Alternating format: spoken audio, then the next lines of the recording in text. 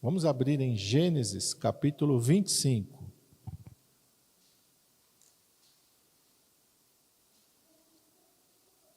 Gênesis 25.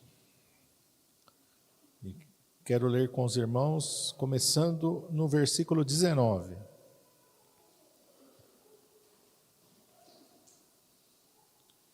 Vai nos mostrar a história de Esaú e Jacó. Amém? Todos acharam?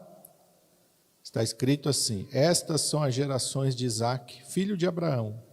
Abraão gerou a Isaque, e era Isaque da idade de 40 anos, quando tomou Rebeca, a filha de Betuel, arameu de Padã-Arã, irmã de Labão, arameu, por sua mulher. E Isaque orou instantemente ao Senhor por sua mulher, porquanto era estéril, e o Senhor ouviu as suas orações, e Rebeca, sua mulher, concebeu. Agora pula para o versículo 24. E cumprindo-se os seus dias para dar à luz, eis gêmeos no seu ventre, e saiu o primeiro, ruivo, e todo como uma veste cabeluda. Por isso chamaram seu nome Esaú. E depois saiu o seu irmão, agarrado à sua mão, ao calcanhar de Esaú. Por isso se chamou o seu nome Jacó. E era Isaque da idade de 60 anos quando os gerou. E cresceram os meninos, e Esaú foi varão perito na caça, varão do campo, mas Jacó era varão simples, habitando em tendas. Até aqui. Vamos orar. Pai, em nome de Jesus, estamos aqui nesta manhã diante da Tua palavra. Senhor, e te pedimos, fala conosco, Senhor, nesta palavra. Santo Espírito de Deus, ministra sobre nós aquilo que o Senhor tem para as nossas vidas nesta manhã. Sabemos que a Tua palavra é um verdadeiro alimento, sabemos que a Tua palavra cura, sabemos que a Tua palavra corrige e transforma. E esta palavra tenha toda a sua eficácia nas nossas vidas e sobre nós. Que o Teu Espírito Santo fale com toda a liberdade e use esta palavra para trabalhar nas nossas vidas. Pai, usa a minha vida, eu te peço, em nome de Jesus. Amém. Os irmãos podem se assentar.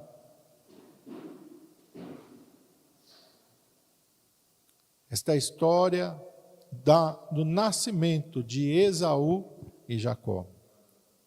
Nos mostra a palavra de Deus que os dois são filhos da promessa. Esaú e Jacó são um milagre de Deus. A palavra de Deus diz que Rebeca era estéril e Isaque vai orar por ela no versículo 21, instantemente. Eles se casam quando Isaque tem 40 anos. E no versículo aqui, de número 26, vai dizer que somente quando Isaque tinha 60 anos que ela concebeu. 20 anos de oração, 20 anos de clamor, 20 anos de busca dos seus pais, para que então aqueles meninos viessem a nascer. Uma resposta de uma oração, uma resposta da fé, uma resposta da fidelidade de Deus. Porque Deus tinha dito para Abraão, em Isaque será chamada a tua descendência. Então Isaque é o filho da promessa. Isaque é um milagre por si, porque a sua mãe também era estéril. E seu pai espera 25 anos até que sua mãe engravide. Então Isaque é o filho de um milagre. Ele é um milagre de Deus.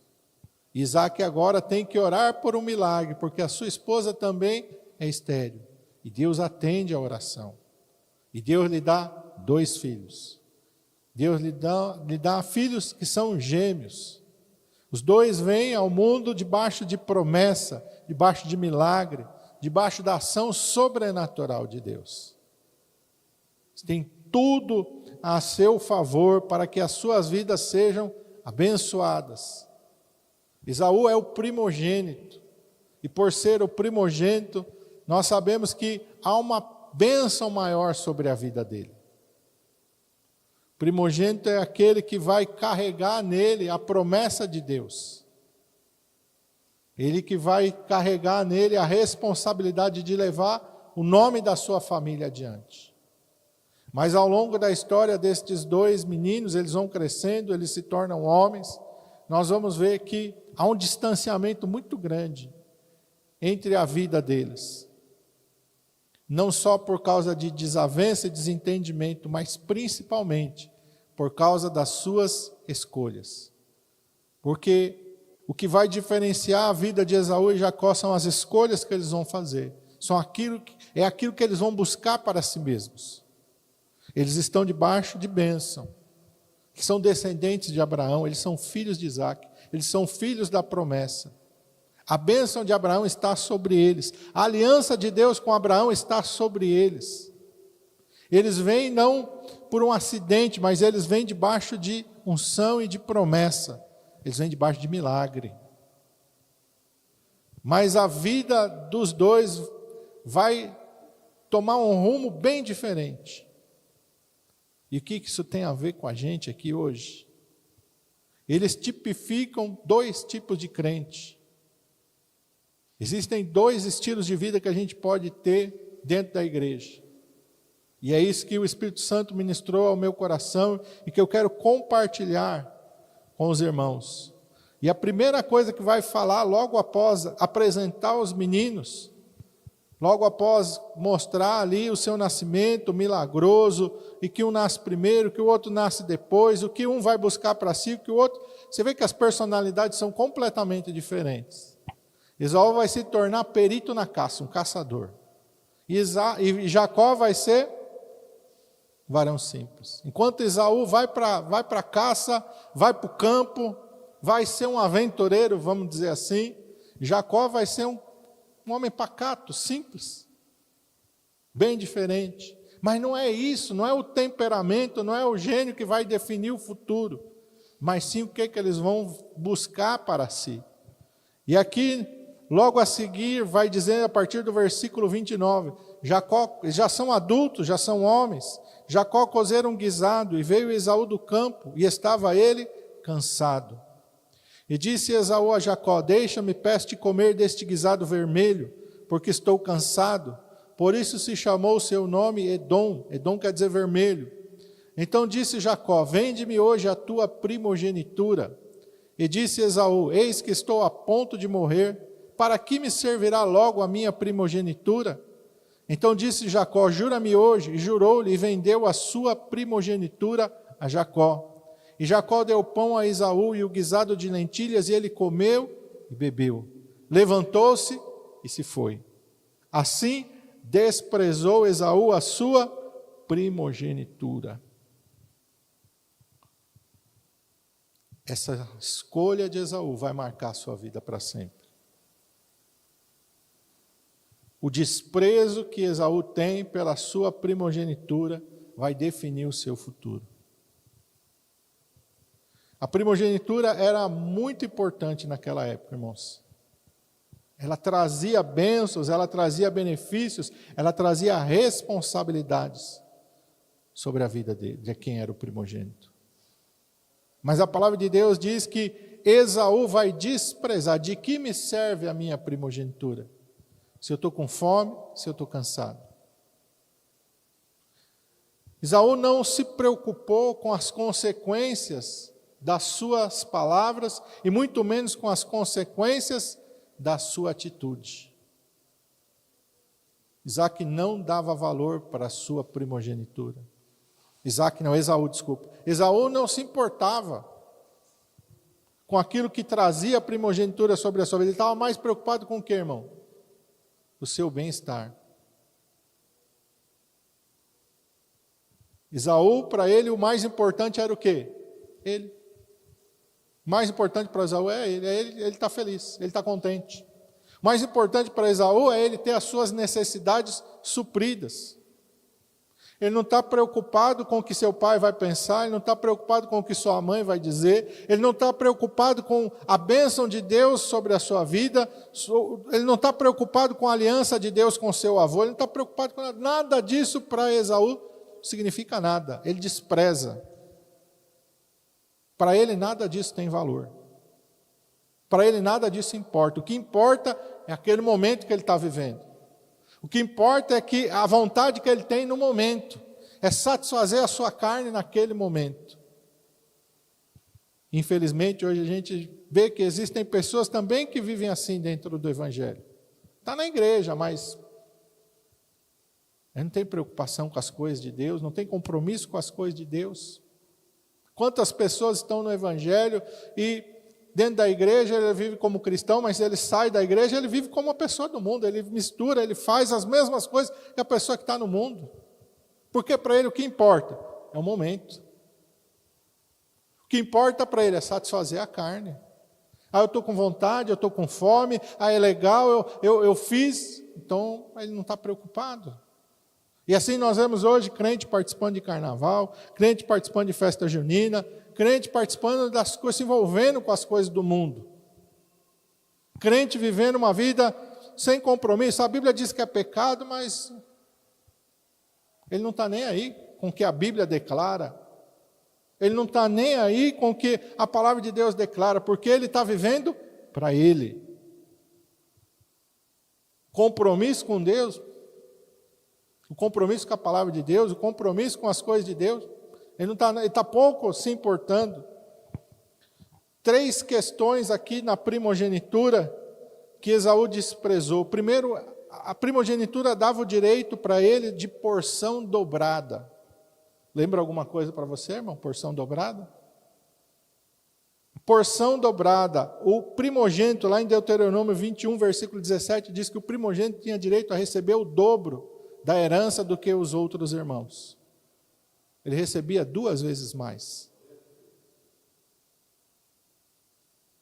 Mas ele desprezou a porção dobrada que estava sobre a vida dele.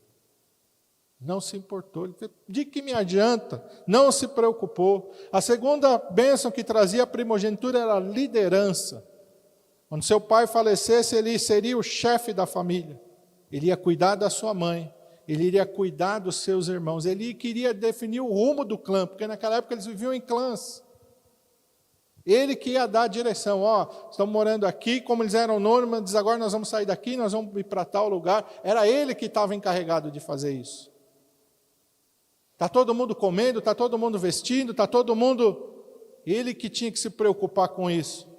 Mas Esaú vive só para si, ele não está nem se preocupando.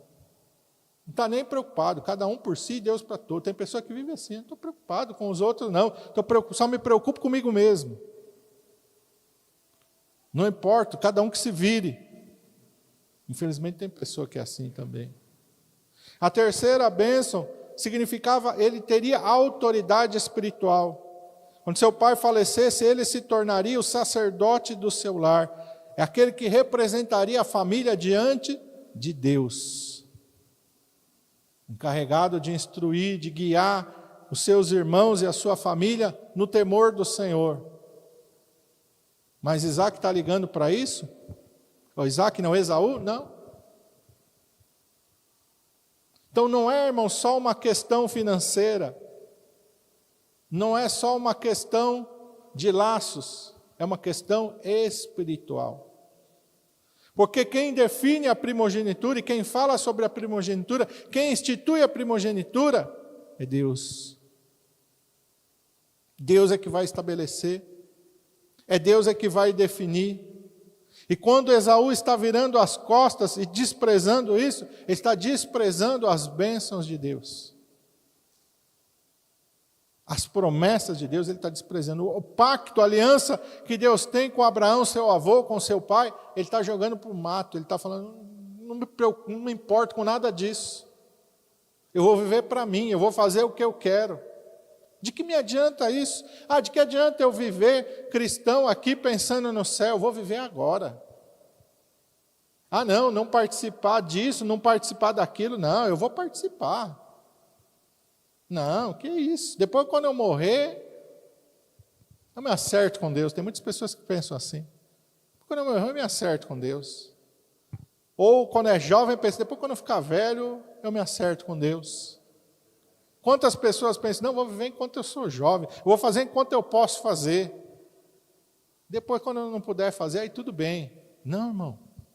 Nós temos que olhar para aquilo que Deus nos dá, e a palavra de Deus diz que o Senhor nos deu grandíssimas e preciosas promessas. Nós também estamos debaixo de uma aliança. Nós também estamos debaixo, meu irmão, de uma responsabilidade diante de Deus. E nós temos que honrar aquilo que o Senhor colocou sobre nós. Aquilo não veio por mérito sobre Esaú, mas veio por promessa. Não veio porque ele conquistou, mas veio porque Deus lhe entregou. E na nossa vida espiritual também nós vamos receber muitas coisas de Deus. Nós não conquistamos, não é por mérito. Nós recebemos, a salvação é de graça. Nós recebemos ela, quem pagou o preço foi Jesus. Mas não significa que ela não tem valor. O que Esaú está recebendo não significa que não tem valor. Tem um alto valor. Uma grande bênção está sobre a sua vida. Mas ele não está se importando. Assim como muitos crentes não se importam com as coisas de Deus. Sou crente, eu vou na igreja, eu já fiz a minha parte para com Deus. Mas que está fazendo um favor, né? Para Deus. Tem pessoa que pensa que está fazendo um favor para Deus. Eu já fui na igreja, já orei. Já fiz a minha parte para com Deus. Eu fiz um favor para Deus. Dei minha atenção para Ele. Contribuí com a minha presença para Ele. Como se Deus fosse um mendigo da nossa atenção. Fosse alguém solitário que precisasse da gente desesperadamente. Não, irmão, é ao contrário. É muito ao contrário. Somos nós que precisamos desesperadamente de Deus. Precisamos do seu Espírito Santo, precisamos da graça, precisamos do seu amor, precisamos das suas bênçãos, irmãos. Precisamos da sua aliança sobre a nossa vida, precisamos das suas promessas sobre nós. Nós é que somos devedores a Deus e não Deus devedor a nós. Depois ele continua errando, capítulo 27, vai mostrar o seu casamento, versículo 34, seus casamentos, né? Diz assim, no capítulo 26 mesmo, né? Eu falei 27, não, é 26, versículo 34. Diz assim: ora, sendo Esaú da idade de 40 anos, tomou por mulher a Judite, filha de Beeri, Eteu, e a Basemate, filha de Elon, Eteu. Vocês lembram quando seu pai foi casar? O que seu avô fez? Chamou o seu servo, o principal da sua casa, e falou: não deixa meu filho casar com uma das moças desta terra. Vai lá na minha casa, vai lá na minha parentela, e busca entre a minha família uma esposa para o meu filho Isaque. Esaú sabia da história. Esaú conhecia a história. Mas Esaú desprezou a história. Para Esaú pouco importava a preocupação do seu avô, pouco importava o que seu pai e a sua mãe iriam achar, porque ele queria satisfazer só a si mesmo. Versículo 35 diz: estas foram para Isaque e Rebeca uma amargura de espírito. Seus casamentos não trouxeram bênção, não trouxeram alegria, não trouxeram felicidade para dentro do lar. Fez sem nenhum temor e sem nenhuma reverência. Esaú não era sincero. Eu estou confundindo. Se eu confundir, os irmãos me avisam aí, hein? Isaac é fiel, Esaú é que é o problema aí. Não era sincero, não era obediente.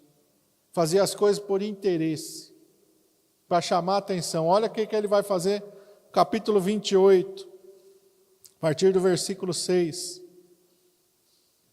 Vendo, pois, Esaú que Isaque abençoara a Jacó e o enviara a Padã Arã para tomar mulher dali para si, e que abençoando lhe ordenara, dizendo: não tomes mulher das filhas de Canaã, e que Jacó obedecer a seu pai e a sua mãe, e se for a Padã Arã. Vendo também Esaú que as filhas de Canaã eram más aos olhos de Isaque seu pai, foi-se Esaú a Ismael, e tomou para si por mulher, além das suas mulheres, a Maalate, filha de Ismael, filho de Abraão, irmã de Nebaiote. Ele fez isso por quê? Porque ele viu que o seu irmão foi obediente, porque ele viu que o seu irmão agradou seu pai, porque ele viu que o seu pai deu uma instrução e seu irmão está fazendo. Então o que ele vai fazer? Não, eu também posso fazer isso. Ele é sincero? Não. Ele está fazendo isso para quê? Para chamar a atenção sobre si, para dizer para o seu pai: ó pai, eu também sou obediente, viu? Olha, eu também faço as coisas para te agradar. Ele não está fazendo na sinceridade. Ele está fazendo para chamar a atenção sobre si. Está fazendo isso para quê? Interesseiro. Já vendeu a primogenitura, já perdeu a bênção. E aqui quando fala que seu pai abençoou Jacó por ele ser obediente. Abençoou porque Jacó vai fazer aquilo que seu pai está instruindo. Não é aquela bênção que ele foi roubada, foi surrupiada dele. É a bênção que provém agora da obediência, porque Jacó agora vai obedecer, porque Jacó agora vai se submeter à vontade do pai, vai buscar fazer aquilo que agrada o pai e a mãe. Então ele quer também, mas não é sincero. Não está fazendo de coração. As suas escolhas vão levar ele para uma vida longe de Deus. Ele despreza a aliança, ele despreza a promessa. E o que acontece com a vida dele? Ele vai cada vez mais longe de Deus. E vai ver que Deus não fala com Esaú. Você vai ver que Deus não faz nada na vida de Esaú. Não é porque Deus despreza Esaú. É porque Esaú vira as costas para Deus. É porque Esaú ignora as coisas de Deus. Porque Esaú não busca as coisas de Deus. Ele busca primeiro ele. Não é o reino de Deus e a sua justiça em primeiro lugar. Esaú busca a sua vida em primeiro lugar. Aquilo que ele satisfaz em primeiro lugar. Aquilo que ele acha que é conveniente em primeiro lugar. Depois, quando ele tem um interesse na bênção, ele vai falar assim, não, vou fazer também o que meu pai quer, a ver se sobra uma bênção para mim. Mas não é sincero, é interesse. Também quero ser abençoado. A bênção para ele não é fruto da sua obediência, é fruto do seu interesse. Quantas pessoas servem a Deus assim? Quantas pessoas servem a Deus por interesse?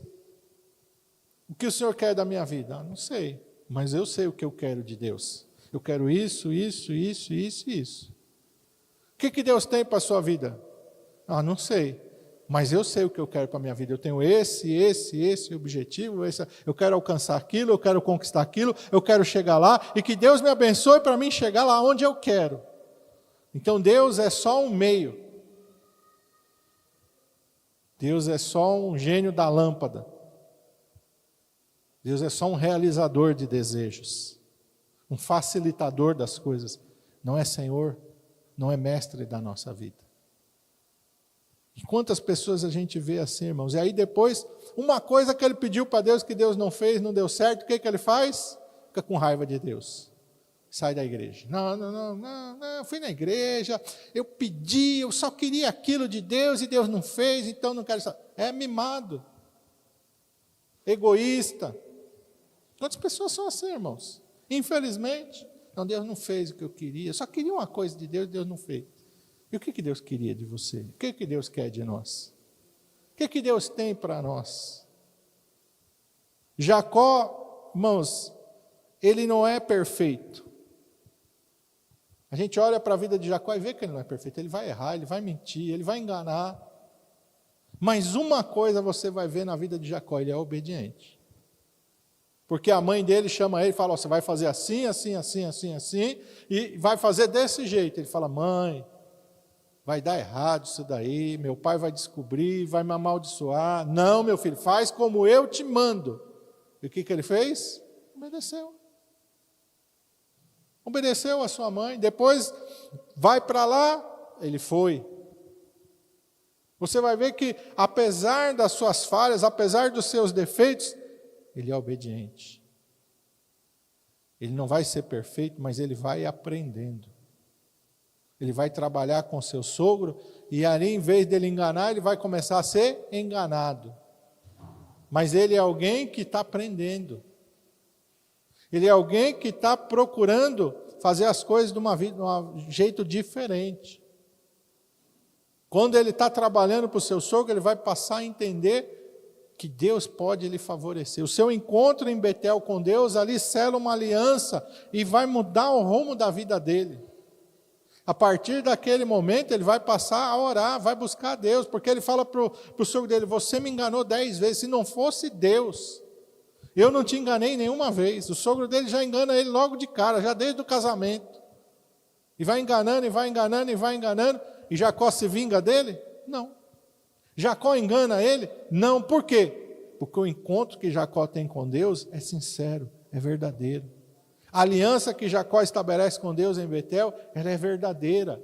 Ele já não vai viver mais como ele vivia antes. Ele vai viver diferente, ele está aprendendo, ele vai ser imperfeito, mas você vai ver que ele vai crescendo no temor e na confiança com Deus. Quando ele chega no Val de Jaboque, ele tem uma preocupação só. Eu quero a bênção de Deus sobre a minha vida. Não te deixarei enquanto tu não me abençoares. Ele tem ovelhas, ele tem muitos bens materiais, mas ele não está preocupado com bens materiais, ele está preocupado com a bênção de Deus. Ele está preocupado com o favor de Deus sobre a sua vida. Ele vai viver agora para cada vez mais colocar a família dele, ele vai instruir seus filhos no temor do Senhor. Ele continua não sendo perfeito, irmão. Ele continua sendo alguém que tem falhas e defeitos, mas ele agora vai se tornar uma referência. Antes ele era conhecido como o quê? Suplantador. Cara que dá um jeito sempre, é um esperto. Mas ele não quer viver como esperto. Ele não quer viver, ele sabe o que é enganar e ele sabe o que é ser enganado. Ele não quer mais engano na vida dele. Ele quer bênção, ele quer favor, ele quer misericórdia, ele quer aliança, ele vai buscar isso de Deus. Ele vai lutar com Deus, ele não tem raiva de Deus.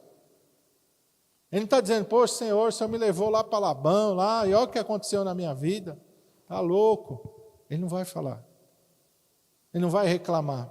Ele vai dizer, Senhor, eu atravessei esse val a primeira vez só com a roupa do corpo. E agora o Senhor está me trazendo de volta aqui em uma multidão. Tenho filhos, tenho filhas, tenho, Senhor, bens. Não estou preocupado com essas coisas, Senhor, estou preocupado com o teu favor, com a tua graça. Estou preocupado contigo, Senhor. Quero andar contigo, quero andar na tua presença. Assim como o meu avô Abraão foi fiel, assim como o meu pai Isaac foi fiel, eu também quero ser fiel. Assim como eles tiveram uma história com o Senhor, eu também quero uma história com o Senhor. Ele está preocupado com isso. E ali o Senhor lhe muda o nome.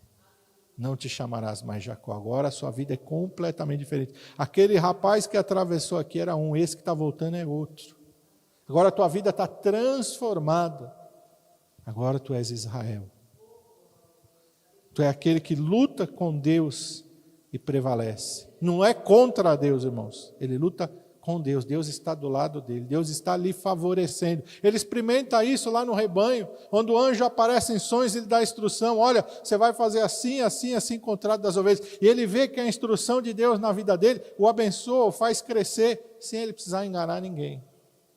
Ele já experimentou o favor de Deus, ele já experimentou a graça de Deus, e ele quer continuar crescendo nesse amor, nesta graça, aleluia. Ele tem desejo pelas coisas espirituais, ele valoriza aquilo que Deus colocou na vida dele.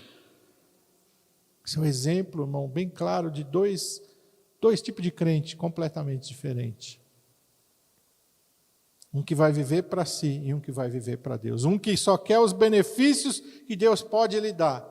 E outro que quer uma aliança com Deus. Não importa o que essa aliança vai trazer, mas eu quero andar com o Senhor.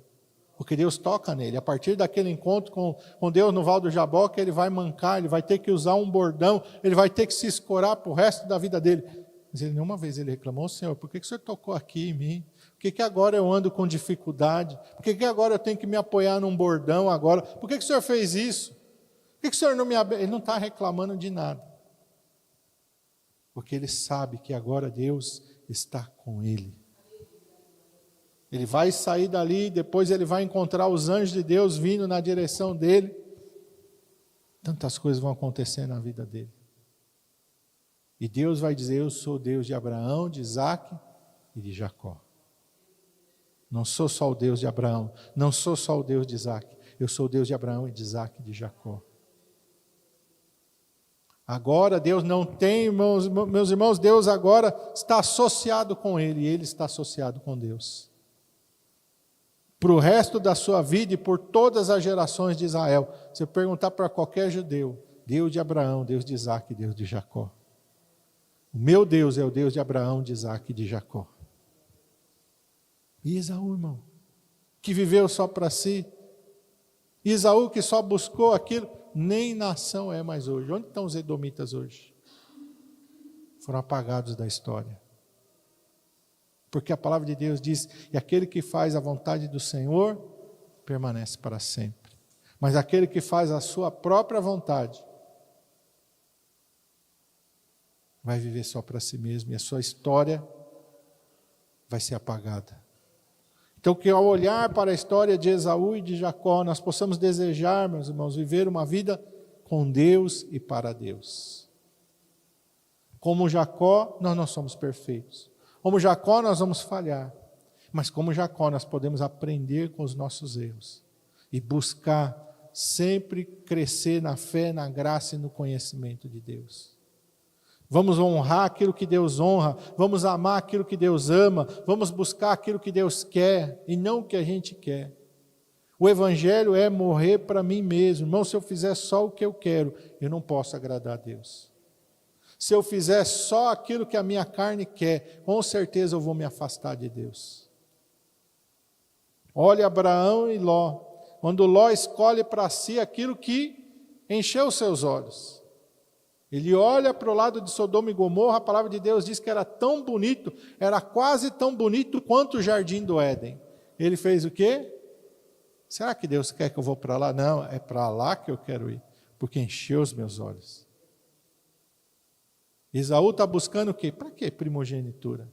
Para que esse papo de promessa, esse papo de aliança, esse papo de compromisso? Não, meu irmão, eu quero é saciar a minha fome, a minha necessidade agora aqui, ó.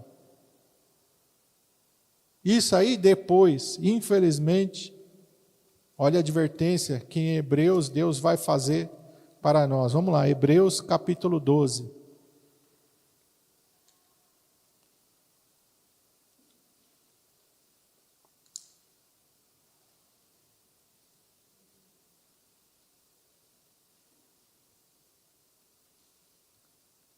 Versículo 16.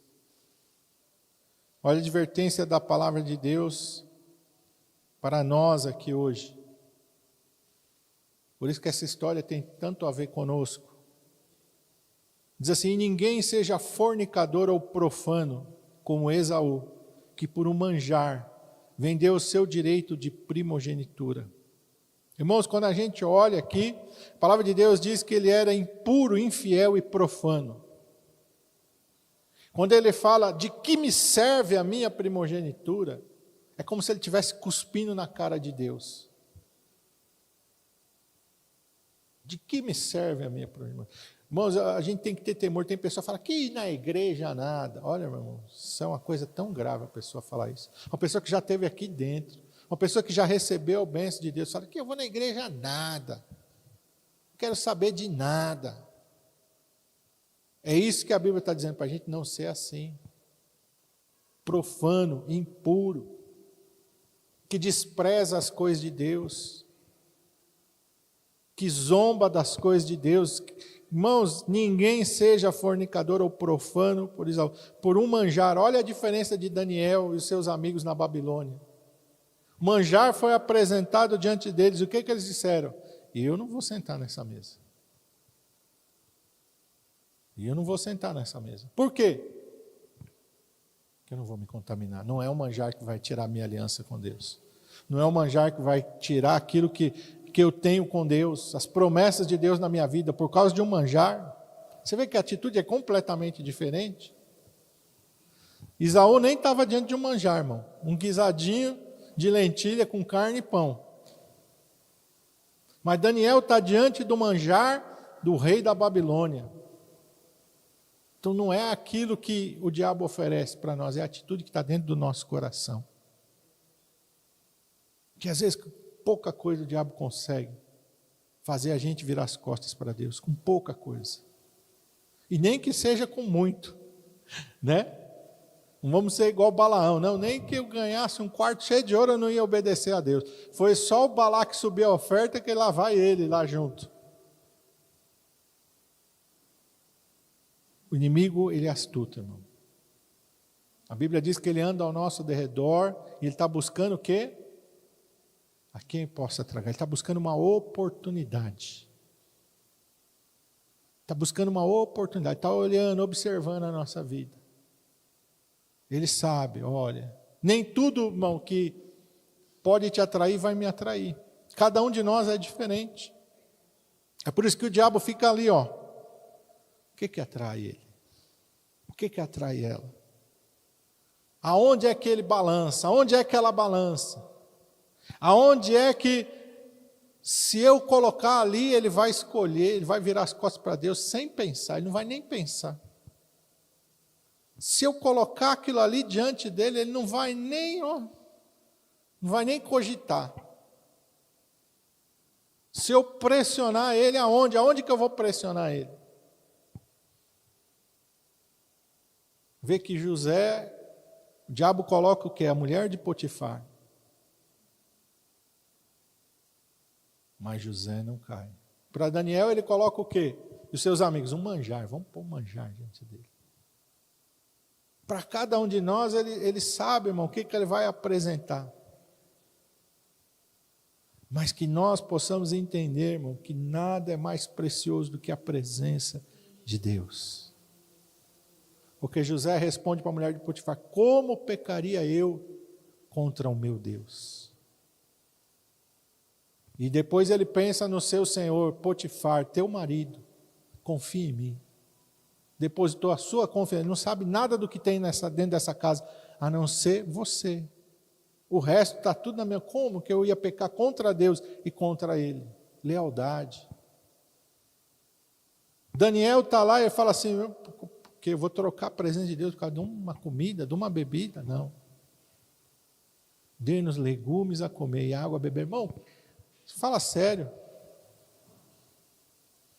Mas por que Daniel está fazendo isso? Porque Daniel quer agradar a Deus, ele não quer agradar a si.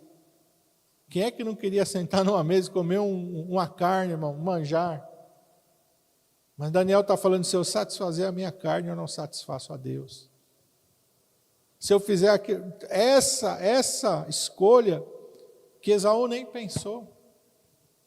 Pelo contrário, aliança, promessa, primogenitura, dá logo o guisado. Ele nem pensou duas vezes.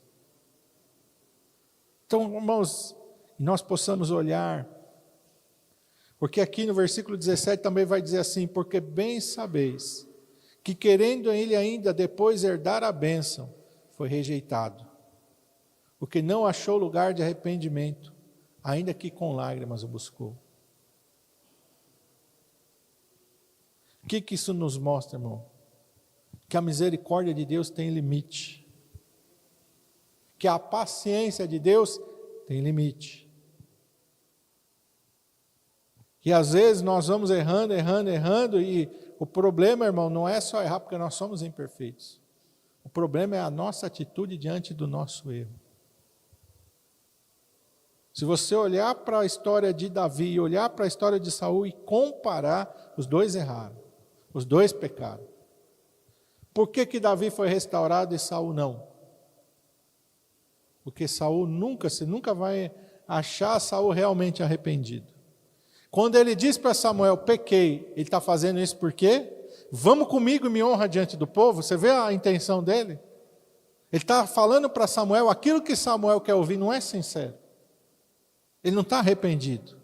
Ele está querendo honra diante do povo. Eu pequei, olha, errei. Vamos aqui e me honra diante do povo. Ele agarra com tanta força na roupa de Samuel, ele chega a rasgar a roupa de Samuel, que Samuel quer ir embora. E Samuel vira para ele e diz, assim como você rasgou a minha roupa, Deus rasgou de ti o reino. E eu vou lá, eu te honro diante do povo, mas você não é honrado diante de Deus. O que adianta a gente ser honrado diante das pessoas, irmão? O que adianta as pessoas bater palma para nós? Olha o André, parabéns para o André. Se Deus não achar graça na minha vida, não adianta nada, irmão. Não adianta nada as pessoas me honrar se Deus não está me honrando. Se Deus disse para Samuel, eu me arrependo de ter colocado Saul. Eu rejeito ele, eu não quero mais saber dele. Ele está preocupado com isso, ele está pedindo para Samuel, olha, intercede, me ajuda aqui, eu preciso me arrepender para Deus se voltar para mim. Não. Ele está preocupado com o que o povo vai dizer. Se eu aparecer sozinho diante do povo, o povo vai estranhar. Cadê o Samuel? Então vamos lá, me honra diante do povo. Ele não está preocupado que Deus já rejeitou, ele não está preocupado das consequências de Deus ter rejeitado, ele não está preocupado com a presença, ele não está preocupado com nada disso, irmão. Ele está preocupado com aqui ou agora. O que as pessoas vão dizer de mim? Essa é a diferença, irmão, entre o remorso e o arrependimento. É uma coisa difícil da gente entender, porque às vezes parece que é tudo igual, mas não é, irmão. É muito diferente o remorso e o arrependimento. A pessoa que se arrepende, ela está preocupada com aquilo que ela causou. Ela está preocupada com o outro, ela não está preocupada consigo. Você vê Davi orando e dizer, Senhor, contra ti somente pequei. Tu és justo quando tu falares, tu és justo quando, Senhor, se o Senhor for me castigar, tu és justo, Senhor, eu não estou aqui para dizer que eu não mereço, não, eu estou aqui me arrependendo, tu és justo, Senhor. Então ele está preocupado com o quê? Que a sua comunhão com Deus se mantenha. Não retires de mim o teu Espírito Santo. Ele não está preocupado, ele não pede o reino, ele não pede riqueza, ele fala, não, Senhor, me mantém no trono aqui, pelo menos até o fim. Não está preocupado com nada disso, Davi. Davi está preocupado com as coisas de Deus. Senhor, não me lances fora da tua presença, não retires de mim o teu Espírito Santo. Tu és justo quando tu falares, justo quando tu julgares. O Senhor pode me repreender, o Senhor pode me castigar, Senhor, mas eu não quero perder a tua presença. Davi está preocupado só com a presença de Deus. Mas Saul é o reino. O Senhor rejeitou, tudo bem, fazer o quê, né? Bola para frente. Vamos lá, Samuel, agora? Me honra diante do povo? Vamos lá aparecer para o povo poder bater palma para mim de novo? E dizer, olha o nosso rei, está junto com o profeta Samuel, ô rei abençoado. Ele está preocupado com isso. O que Deus falou, o que vai acontecer na sua caminhada, a partir do momento que o Espírito Santo vai ser retirado da vida dele, ele não está se preocupado, está se importando com isso. Ele está preocupado só. Por isso que a palavra de Deus fala assim, a nossa esperança for só nessa terra. Nós somos os mais miseráveis de todos os homens. Se a gente serve a Deus só por causa daquilo que Ele pode nos dar, por aquilo que Ele pode fazer aqui nessa terra, nós não sabemos, nós não entendemos o Evangelho. Nós somos como Esaú. Agora, se a gente entender o que é o Evangelho, o que é o Senhor Jesus Cristo, então, nada mais importa para nós, a não ser a presença de Deus. Amém? Vamos ficar de pé, vamos orar.